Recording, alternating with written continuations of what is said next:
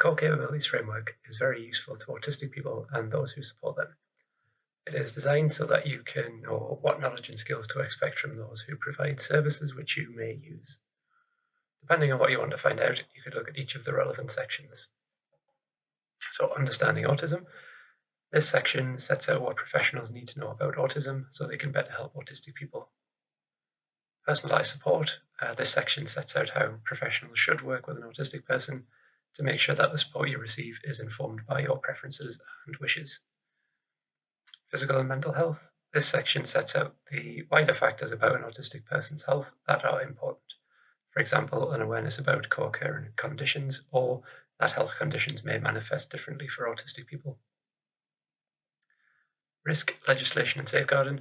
This section sets out ways professionals can support an autistic person to make decisions or live autonomously and support autistic people who may need to escape from harmful abuse, for example. Leadership and management, education and research. This section sets out what managers and service leaders need to do to ensure services run well for autistic people. This can include co-production of resources or materials. So this document brings together everything that a particular health professional should know, and you can use it to look that information up, and it might give you some really good information when you are accessing healthcare about what you can expect.